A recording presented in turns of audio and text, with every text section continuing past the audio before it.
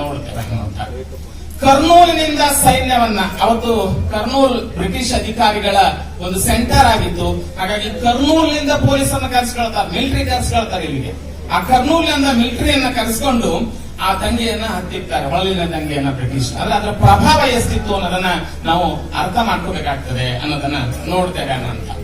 Next 1830 Uchangi ದುರ್ಗದ ಬಂಡಾಯ ಅನ್ನುವಂಥದ್ದಾಗ್ತದೆ. ಈ ಉಚ್ಚಂಗಿ ದುರ್ಗದ ಜನ ತೆರಿಗೆ ಕೊಡ್ಲಾರ್ದೆ ಹೌದಾ ಗಿರಿಜನರು ಬಂಡಾಯ ಹೇಳ್ತಾರೆ ಬ್ರಿಟಿಷ್ ಸರ್ಕಾರದ ವಿರುದ್ಧ. 1830 ಈ ಬಂಡಾಯ ಕೂಡ ಅತ್ಯಂತ ಮಹತ್ವದ ಬಂಡಾಯ ಅಂತ ನಾವು ಗುರುತಿಸಬೇಕಾಗ್ತದೆ ಅಂತ. ಇನ್ನೊಂದು ಮುಖ್ಯವಾದಂತಹ ಬಂಡಾಯ ನಮಗೆ ಹೆಂಗೆ ಅಂದ್ರೆ, ಈ ನಮಗೆ ದೇವರುಗಳು ಕೂಡ ಸ್ವತಂತ್ರ ಹೋರಾಟಕ್ಕೆ ಒಂದು ರೀತಿಯ ಸಹಕಾರವನ್ನು ವ್ಯಕ್ತಪಡಿಸಿದ್ವೇನೋ ಅಂತ ಅನಿಸ್ತದೆ. ಮೈಲಾರದ ಕಾಣಿಕೋತ್ಸವ ಕೂಡ ಒಂದು ಕಾಲದಲ್ಲಿ 1930 ಸಂದರ್ಭದಲ್ಲಿ ಗೆದ್ದಲುಗಳು ಎದ್ದಾವು ಹುಷಾರ್ ಲೇಪರಾಕ್ ಅನ್ನುವಂತ ಒಂದು ಕಾರಣಿಕ ಆಗ್ತದೆ.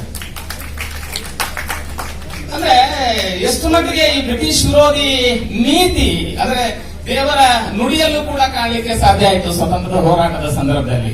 ಇನ್ನು ಎರಡನೇದು ಬಂದ್ರೆ ಕೊಟ್ಟೂರು, ನಮ್ಮ ಭಾಗದ ಬಹಳ ದೊಡ್ಡ ಜಾತ್ರಾ ಮಹೋತ್ಸವ. ಕೊಟ್ಟೂರಿನಲ್ಲೂ ಕೂಡ ಇದೇ ರೀತಿ ಘಟನೆ ನಡೀತದೆ.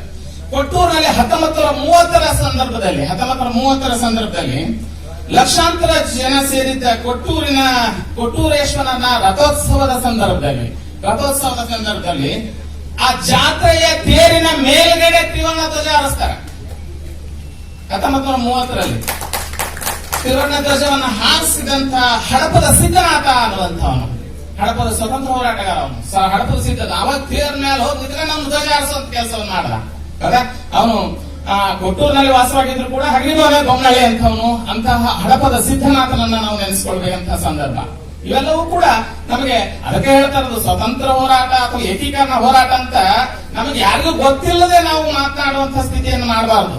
ಹೌದಾ? ಇವರ ಹೋರಾಟದ ಫಲ, ಇವರ ತ್ಯಾಗ ಬಲಿದಾನದ ಫಲವನ್ನ ಸದಾ ಸ್ಮರಿಸಬೇಕು ಅಂತಾನೆ ನಾವು ಇಂತಹ ಕಾರ್ಯಕ್ರಮಗಳನ್ನ ಮಾಡಬೇಕು ಅನ್ನುವಂತಹ ಕೆಲಸವನ್ನ ಇಲ್ಲಿ ಮಾಡ್ತಾ ಇರೋದು ಅನ್ನೋದನ್ನ ನಾನು ಹೇಳ್ತಾನೆ ಅನ್ನುವಂಥದ್ದು. ಯಾಕಂದ್ರೆ ಈ ನೆಲ ಅಷ್ಟೊಂದು ಸಾತ್ವಿಕವಾದಂತಹ ನೆಲ, ಹೇಳಿದ್ರಲ್ಲ ಕೊಟ್ರೇಶನ, ಅದ ಅದ್ಭುತವಾದಂತಹ ಒಂದು ಅಗ್ರಹಾರ ನಮಗೆ ಹೂವಿನ ಅಡಗಲಿ ಅನ್ನುವಂಥದ್ದು. 11ನೇ ಶತಮಾನದಲ್ಲಿ 1ನೇ ಸೋಮೇಶ್ವರ ಎಲ್ಲೋ ಕಲ್ಯಾಣ ಚಾಲುಕ್ಯರ ಅರಸ ಅವನು, ಆದ್ರೆ ಕಲ್ಯಾಣದಲ್ಲಿ ಇರಲಿಲ್ಲ. ಆ ಮನುಷ್ಯ ಜೀವನದ ಬಹುಕಾಲ ಕಳೆದದ್ದು ಹಡಗಲಿಯ ಭಾಗದಲ್ಲಿ, 1ನೇ ಸೋಮೇಶ್ವರ. ಹಾಗಾಗಿ ಅವನು ಕೊನೆಗೆ ತನ್ನ ಕೊನೆಯುಸಿರು ಎಳೆದದ್ದು ಕೂಡ ಹಡಗಲಿಯ ತಾಲೂಕಿನಲ್ಲಿರುವಂತಹ ಕುರುವತ್ತಿಯಲ್ಲಿ. ಅವನು ತನ್ನ ಆತ್ಮ ಅರ್ಪಣೆಯನ್ನ ಮಾಡ್ಕೊಳ್ತಾನೆ ಬಗೆಹರಿದ ಲೋಕ, ಅಂದ್ರೆ ಅಲ್ಲೇ ಬಂದು ಸಾಯ್ತಾನೆ ಅವನು ಅಂತಂದದ್ದು. ಹಾಗಾಗಿ ತನ್ನ ಹೆಸರಿನಲ್ಲಿ ಅಹೋ ಮಲ್ಲೇಶ್ವರ ಅನ್ನುವಂಥ ದೇವಾಲಯವನ್ನು ಕಟ್ಟಿಸ್ತಾನೆ. ಆ 1ನೇ ಸೋಮೇಶ್ವರನ ನಂತರ ಬಂದ ಅವನ ಮಗ 6ನೇ ವಿಕ್ರಮಾದಿತ್ಯ. 6ನೇ ವಿಕ್ರಮಾದಿತ್ಯನ ಸೈನ್ಯಾಧಿಕಾರಿ ರವಿಗ. ಆ ರವಿಗನ ಹೆಂಡತಿ ಹೆಸರು ರಬಲಾದೇವಿ. ಆ ರಬಲಾದೇವಿ ಇಲ್ಲಿನ ದೇವಾಲಯಗಳನ್ನ, ಕಲೇಶ್ವರ ಮತ್ತು ಕೇಶವ ದೇವಾಲಯಗಳನ್ನ ನಿರ್ಮಾಣ ಮಾಡ್ತಾರೆ. ಈ ಊರಿನವನು, ಆದ್ರೆ ಇಲ್ಲಿಯೇ ಹೆಣ್ಮಗಳನ್ನ ಮದುವೆ ಆಗುವಂತ ಕೆಲಸವನ್ನ ಮಾಡದ. ಹೌದಾ? ರಬಲ ಹೋರಾಟದ ಕುರುಹುಗಳು ಬಳ್ಳಾರಿ ಜಿಲ್ಲೆಯಲ್ಲಿ ಸಿಗ್ತಾವೆ.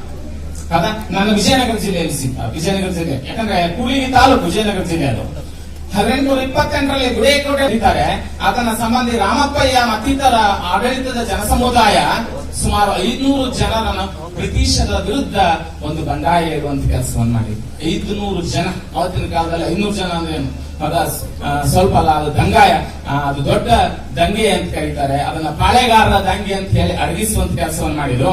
ಈ ದಂಗೆಯನ್ನ ಅಡಗಿಸೋದಕ್ಕೆ ಅವತ್ತು ಹಡಗಲಿ ಮತ್ತು ಹರಪನಹಳ್ಳಿಯಿಂದ ಪೊಲೀಸರನ್ನ ಕರೆಸ್ಕೊಂಡ್ರು. ಕೂಡ್ಲಿಗಿನಾಗ ಪೊಲೀಸರನ್ನ ಕರೆಸ್ಕೊಂಡು ಅದನ್ನ ಕಲೆಕ್ಟರ್ ಶ್ರಮಗೊಳಿಸಿದ ಅಂತ ಉಲ್ಲೇಖವನ್ನ ಸರ್ ಥಾಮಸ್ ಮನ್ರೋ ಬರೀತಾನೆ.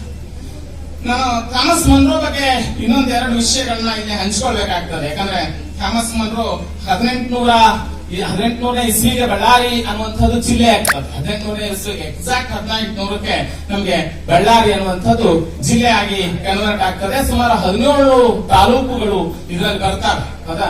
ಬಳ್ಳಾರಿ ಜಿಲ್ಲೆಯಲ್ಲಿ 17 ತಾಲೂಕುಗಳು ಬರ್ತವೆ ಅನ್ನೋದನ್ನ ನೋಡ್ತೇವೆ ಅನ್ನುವಂಥದ್ದು.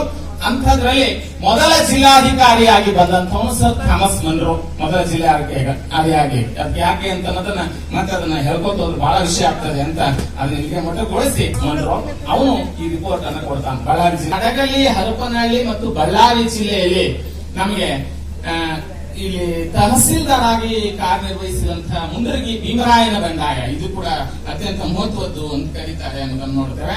ಮೊಂಡಗಾಯಿ ಭೀಮರಾಯ ಅಂತ ಕೂಡ ಕರೀತಾರೆ ಅನ್ನೋದನ್ನು ನೋಡ್ತೇವೆ. ಈತ ಯಾರಿಗೆ ದೇಸಾಯಿಗಳ ಜೊತೆಗೆ, ಹಮಿಗಿ ದೇಸಾಯಿಗಳ ಜೊತೆಗೆ ಸೇರಿ ಇಲ್ಲಿನ ಬಂಡಾಯವನ್ನ ನೆರವೇರಿಸುವಂತ ಕೆಲಸವನ್ನ ಮಾಡ್ದ ಅನ್ನೋದನ್ನು ನೋಡ್ತೇವೆ ಅನ್ನುವಂತ. ನಂತರ ಈ ಬಂಡಾಯಗಳ ನಂತರ ನಮಗೆ ಬರುವಂತದ್ದು ಬಳ್ಳಾರಿ ಜಿಲ್ಲೆಯನ್ನ ಮತ್ತು ವಿಜಯನಗರ ಜಿಲ್ಲೆಯನ್ನ ಎರಡು ಬೇರೆ ಬೇರೆಯಾಗಿ ನೋಡೋದಕ್ಕೆ ಸಾಧ್ಯ ಇಲ್ಲ. ಯಾಕಂದ್ರೆ ರಾಷ್ಟ್ರೀಯ ಕಾಂಗ್ರೆಸ್ ಅನ್ನುವಂಥದ್ದು ಸ್ಥಾಪನೆ ಆಯಿತು.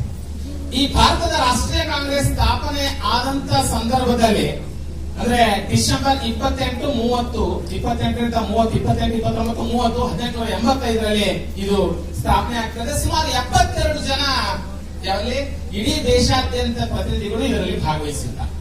ಈ 72 ಜನ ಪ್ರತಿನಿಧಿಸಿದಂತಹ ಮೊದಲ ಭಾರತೀಯ ರಾಷ್ಟ್ರೀಯ ಕಾಂಗ್ರೆಸ್ಸಿನ ಅಧಿವೇಶನದಲ್ಲಿ ಬಳ್ಳಾರಿಯಿಂದ ಹೋದವರು 3 ಜನ ಇದ್ದಾರೆ. ನೀನು ಹೇಳಿದ್ರಲ್ಲ, ಬಳ್ಳಾರಿಯಿಂದ ಕೋಲಾಚಲಂ ವೆಂಕಟರಾವ್ ಅನ್ನುವಂಥವ್ರೊಬ್ರು, ನೆಕ್ಸ್ಟ್ ಸಭಾಪತಿ ಮೊದಲಿಯಾರ್ ಅನ್ನುವಂಥವ್ರೊಬ್ರು, ನಂತರ ಗುತ್ತಿ ಕೇಶವ ಪಿಳ್ಳೆ ಅನ್ನುವಂಥವ್ರು 3 ಜನ. 72 ಜನದಿಂದ 3 ಜನ ಬಳ್ಳಾರಿಯವರು. ಇಷ್ಟೊಂದು ಸ್ವತಂತ್ರ ಹೋರಾಟಕ್ಕೆ